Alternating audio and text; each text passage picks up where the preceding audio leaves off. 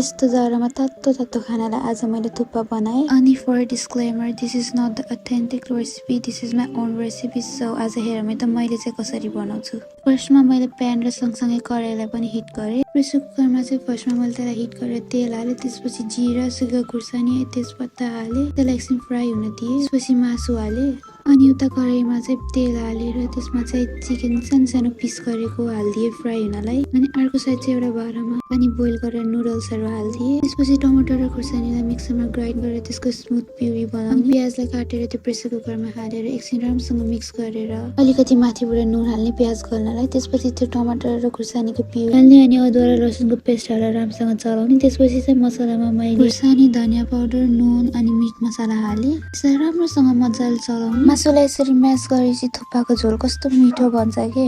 राम्रोसँग म्यास गरेर मैले पानी हालेर सिटी लाउन राखिदिएँ। थुक्पाको झोलको लागि चाहिँ मैले 2 सिटी लाउँछु जहिले नि। त्यसपछि it will be ready to eat. अनि अब चाहिँ प्लेटिङ गर्न पर्छ। एउटा बाउलमा थुक्पा राखेर माथिबाट त्यो बनाएको झोल हालिदिने अनि अघि फ्राई गरेको चिकन हालिदिने। त्यसपछि माथिबाट अलिकति सानो सानो चप गरेको अनियन, कोरियान्डर अनि लेमन पनि हालिदिएँ मैले। राम्रो लुक पनि दिन्छ, मिठो पनि हुन्छ यसरी। सो आजको लागि यति नै हो। Thank you for watching guys, bye by.